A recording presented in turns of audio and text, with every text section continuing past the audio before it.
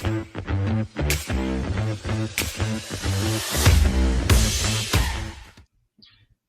alongside Ryan Sir, I'm Don Helbig, and welcome to the Pick Six, the podcast by the Attractions Group, where we bring you the latest top stories from around the amusement and theme park industry. Yeah, and before we delve into the Pick Six, let me remind you where you can find us. We're available on all your favorite podcast platforms, Apple, Google, Spotify, you know the deal. Make sure you hit that subscribe button on YouTube because we do have a video version of the podcast. Hit that like button and leave a comment so you can tell us how wrong we are when we're wrong. Also, follow us on X at attractions_GRP. Don, kick us off. Well, the first story on the Pick Six this past Saturday, it marked a significant milestone and a jubilant celebration at Kennywood as one of my favorite roller coasters. Celebrated its 100th anniversary.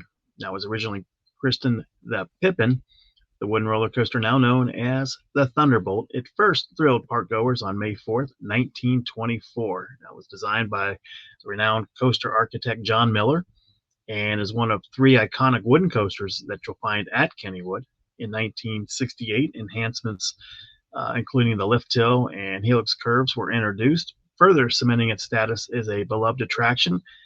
The Thunderbolt was aptly dubbed by the New York Times as the king of the coasters in 1974. It's nestled in the Kennyville section of the park, adjacent to the iconic Potato Patch, where visitors indulge in the park's famed French fries. The Thunderbolt awaits those embarking on their inaugural Kennywood experience this summer. Doesn't look a day over 90, does it? It's a fantastic ride, Ryan. Hopefully you can make a trip with me to Pittsburgh this year to go to Kennywood and get in some rides on the Thunderbolt. Yeah, I would love to if that's an invite. Okay, moving right along. Let's talk about my favorite subject to talk about in the prehistoric area, dinosaurs. So a new prehistoric attraction is taking over the Cleveland Metro Park Zoo. The Dino Cove experience near the zoo's Waterfowl Lake will allow guests to get close to the largest animals to ever walk the earth. Guests can explore the collection of over 25 animatronic dinosaurs, hands-on experiences such as fossil dig pits, and several photo opportunities. Dinosaurs walking the land at the zoo include a 65-foot Brachiosaurus and a 40-foot long Tyrannosaurus Rex. Guests will have the opportunity to learn about dinosaur species across the Triassic, Jurassic, and Cretaceous periods. Admission to Dino Cove is $3 for members and $4 for non-members per experience. General zoo admission is also required. I like turtles. We all like turtles, but these are dinosaurs we're talking about. Yeah. It's funny how it seems like dinosaurs work as a temporary kind of deal. But the only permanent dinosaur park that I know of is the one, near like Lakeland, Florida. Oh yeah. I've been to that one. It's nice, but yeah, you're right. I think when they have the shorter runs, you build up that demand a little bit better, and but they're fun. I mean, they're interesting. They're educational. I like when they're brought in for these short-term runs. I agree. What's up next? Well, get ready to experience Christmas in the summertime at Santa's Village. This year, the suburban Chicago amusement park is bringing a touch of winter magic with a new ride called the North Pole Expedition.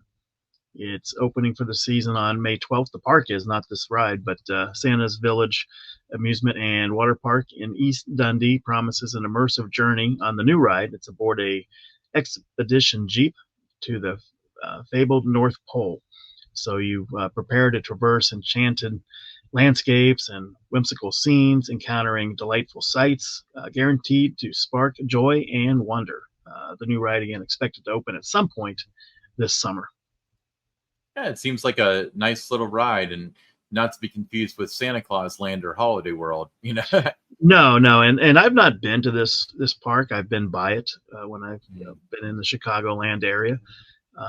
Several friends have told me it's a nice little park that I should definitely check out. So I'm going to be going to Great America there in Chicago this summer. So maybe while I'm in the area, I'll definitely stop by and see what this new ride is all about.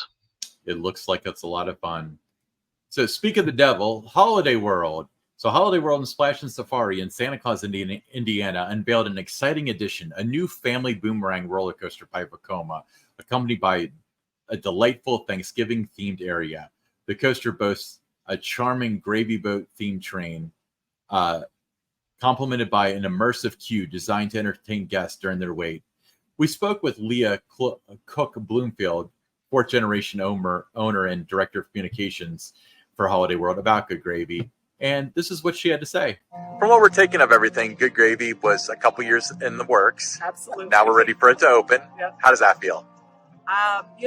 These projects, it feels like you put so much into it, and we get so much feedback along the way from different team members kind of as we pull them into the cone of silence. So I feel like we had a good idea of what people's reactions were going to be, but there's just nothing like seeing people ride in person and getting that feedback real time. It just feels good to see that it's doing exactly what we wanted to do, and it's bringing families together exactly the way we wanted it to. So what's the reaction been then? Tons of great reactions. It's been great to hear from people who think it was more thrilling than they thought it would be. People who thought it was less thrilling in a good way, like approachable in a way that they didn't think it was going to be. My personal favorite is we had one of our team members' children is kind of approaching those teenage years. I was terrified to ride any roller coasters. She rode Good Gravy and then went up the hill to Thunderbird and loved both of them. So I love that this is kind of opening up the doors of roller coasters for more fans. Yeah, absolutely. Now, Don and I have been talking about Good Gravy, and it seems like Good Gravy itself is an experience, and a roller coaster is part of it. That's the best way we can think to describe it. Was that the intention? Yeah, that's kind of the way we approached it. So we knew when we decided to build Good Gravy, we knew that the hardware itself wasn't going to be that impressive. But the whole time when we were developing this attraction, we knew we wanted it to be a gravy boat of some sort. It had been a water ride a couple of times at one point. Mm-hmm. It had been a roller coaster, then it wasn't. It's been through a lot of iterations. We knew it was going to be a gravy boat. But when we decided on this, we were excited because we realized it allowed us a lot more room in the budget to theme it and to have a lot of fun with it. And so we absolutely all agreed in the room, like, okay, if we do this, we got to theme it to the nines, and it's got to be its own experience. And so we thought it was just going to be the station that looked like Grandma's house and maybe the playground. And then we worked with a design firm. They said, what if you made a whole area? And so we took it, we named it Stuffing Springs, and the rest is history. I'm so excited to see the shade and the fans. It's going to be a comfortable place to hang out, even if you're not a rider. So talk about your decision to go with the Vekoma family boomerang. We were talking to their representative, and he said that you guys saw it and were like, oh yeah, that's it, pretty early on. Yeah, so we met with them at IAPA in 2021 and kind of went through their whole catalog of things, and we said, okay, well, we'll talk soon. And they came out in 2022 and kind of walked the park with us, and we quickly kind of gravitated towards this. It was post-COVID, and so it was an affordable price point that, like I said, allowed us the room and the budget to build an experience. But we also realized it was going to be the first in North America. We had heard wonderful things about their family boomerangs, and so we wanted to have a piece of that, and we were especially excited to have the first one in North America. Well said, right? Yeah, I mean, it was a fantastic ride. It wasn't just about the ride. I mean, it was an experience. So, a great addition to Holiday World. Absolutely. Yeah, I would say that the ride itself is probably 15 to 20% of the experience. And I mean that as the biggest compliment possible. But very, very nice. All right, what's next? Well, in a major move, Dollywood has partnered with regional supermarket chain Food City, promising exciting perks for patrons of both establishments. Food City becomes Dollywood's official grocery partner and presenting sponsor of the Smoky Mountain Summer Celebration. Additionally, they proudly sponsor Dollywood's Harvest Festival Colossal Pumpkin Patch, and with 153 stores across 5 states and headquartered in Abington, Virginia, Food City's expansion aligns perfectly with Dollywood's key markets. Yeah, I actually had been to Food City a couple times while I was down there, and I like them. They remind me of old IGAs, but nicer. Yeah, they do, and it's similar to me too. I had some stores like this when I lived in Greensboro, North Carolina, but it's a perfect fit, for Dollywood, and just a great partner overall, I think, for them. Yeah, I think that this is gonna serve them well. Let's put it that way. All What's right. next? So moving right along, we're next up. And when you sent me this, I honestly thought it was a joke, but it could be fun. So next month, Michigan's Adventure will host a gathering of Gothic enthusiasts as the Darkness Underground, an Illinois-based Gothic event group, presents an inaugural Gothic Invasion. Scheduled for Sunday, June 30th, the event promises a family-friendly environment for goths of all kinds, from classic 80s emos to metalheads. Organizer Aaron Bennett invites participants to join in for a day of camaraderie starting at noon, with meetups and conversations spanning generations of Gothic culture. A group carousel ride kicks off at 1 p.m., followed by a collective photo session at the park entrance. Another opportunity for a group photo will be available at the carousel at 6 p.m. It would be kind of a fun juxtaposition to see all these Gothic kids hanging around carousel, though. I'm just thinking. Yeah, I mean, it's there's a lot of events that we see that different parks are doing, and this certainly is something that we've not seen, at least to my knowledge, before. Yeah, very creative, to say the least. It'll be interesting to see how it goes, because you don't really equate Gothic with family friendly. Not that it's not, but it's very interesting, and at least it's getting some attention out to Michigan's Adventure, where they don't always get all the attention in the world. So it's kind of cool for them too. That'll be fun. It'll be interesting. Yeah, absolutely. Okay, cool. Well, let's move on to the listener question. So the first listener question is from John Ellis. He said, after years of planning and executing media events at Kings Island, what has been like on the other side of attending media events? Very good question, Don. That one sounds like it's for you. It's a good question. I had attended a lot of media events before I started working at Kings Island. For years I would be at every media event that Kings Island did, whether it was opening new rides or the opening of Winterfest, the opening of at the time, which was Fear Fest, just different things, the announcements. So I had done that for a period of about 26 years, going to all these different events. So I kind of knew what it was going to be like to be on the other side again. It's kind of fun, to just be able to go to these events and just kind of take it in, and a different perspective between now and what I was doing before I started working at Kings Island is now doing it more from the journalist side with Theme Parks by Don, and also what you and I are doing here with the Attractions Group podcast, doing it more from that perspective. But it's fun. It's enjoyable to be back on the other side and just take all the events in, and also to see how excited and talk with other people, who are attending the event, how excited they are about, what's being debuted or announced. Yeah. I mean, to me, when I stopped doing KI Central, my biggest thing was always, now I can actually enjoy the park and, not have to worry about getting those photos and stuff like that.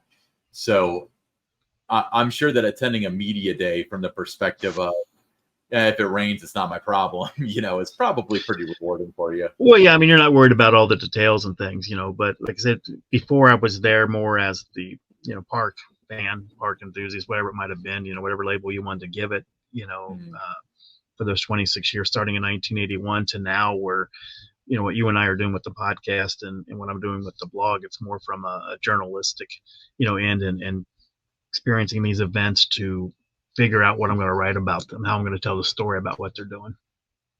Yeah. So very good question. And it's funny because, as we kind of alluded to, you and I made the trip down to Holiday World for the media day. And we kind of had this discussion on the way down there as to, you're on the other side of it now. So very, very, very interesting thought. But really, you could say it's my third way of doing these. Sure. Yeah. I guess as a enthusiast, as a employee, and as a journalist, right? Correct. Was that what you're thinking? That's what Cool. I'm thinking. What's next? Next question is from Barb McAllister. She said, should the Six Flags and Cedar Fair merger go through the summer? How long will it take before things change? I think that the answer, by the way, is things have already begun to change, and they started last year. Well, I don't know if some of those changes had to do with, a merger that was, impending, or that they were in talks about a merger. I think there were other factors involved there, but I think I don't think you'd see too much this year, if anything. I think it would just kind of be business as usual as they get through the Halloween season and Winterfest. And then I think, going into next year, I think that's when you would start to see the beginning of what the new company is going to be like. I don't think too much can change this year. Yeah. I mean, and I always circle back to, when Cedar Fair took over, where they made the announcement, I think just before opening day of 2006. And then they officially took possession on like June 30th of 2006. But there were no material changes until 2007. Then everything changed. Yeah, so what you saw in 2006 when they took over, though, immediately, though, was the full-time staff, went from wearing polos to long-sleeve shirts and ties. Yeah. So that was a big change for the people that were working at Kings Island at the time. But you also saw an increase in the number of trash cans, and the cleanliness and those kind of things were kind of right away the first things that I noticed in 2006. And then 2007 I started working there, but there were still some things to let ride out. And then it was 2008 before you really saw that there was the new sheriff in town. Right. Well, to me it was more like in 2007 is when you get the ride name changes and stuff. So that was like the most material change you're going to have. I mean, that's what they're essentially asking. If we're going to have the Warner Brothers stuff, when's it going to be? And the answer is we'll probably have a better picture of it, closer to 2025. Then, if the merger goes through in June, I think we'll see a similar time frame. We'll see some material changes next year. And then we'll probably have a better feel of what the company's going to be like the following year. 2026. Yeah, I think that's when you'll see the more full scale, immersive changes, whatever that may be. I think, short term, you might see some things, technology wise, a little bit different. You might see some, changes with some of the ticketing plans, how season passes roll out for 2025. That might be one of the first things that changes. But I think operational wise, the things that the guests are going to notice for the rest of 2024, I really don't know where you would see too much change there, because everything's kind of, set in motion, and, you've already got your, things planned for the Halloween season and Winterfest. Yeah. I mean, it's not like, all right, Six Flags took over and then they like open up a semi truck and Batman runs out and stuff. No, it's not going to be like that.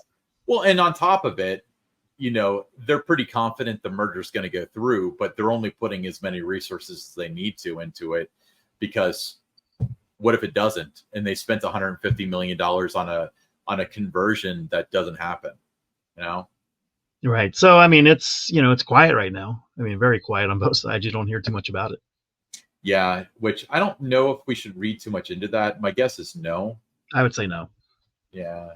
Maybe there's just honestly nothing to report at this point, but that's a very good question. And it's going to be an interesting time to be a Kings Island fan. And I would say it's far more going to be an interesting time to be a Cedar Point fan, because they've always been the crown jewel. And now they're going to be another cog in the wheel, very important cog, but they've also got Magic Mountain, and Magic Mountain, you got Six Flags Great Adventure. You got the park in Chicago. I mean, there's some big markets that Six Flags is in. Yeah, and so Cedar Point is going to be important, but they'll also see it as a park that's open for 5 months a year. But not even that. It's, 130 or so operating days or something. I think that would be a concern for me if I was a Cedar Point fan. Because I think that it's possible that the new Six Flags, without having that emotional connection to Cedar Point the way that the current administration does, may see more value in the parks that have like Winterfest. Because, that's a whole extra month where we're making money. I could see that. Not making any predictions. I'm just saying I could see it happening. But great question.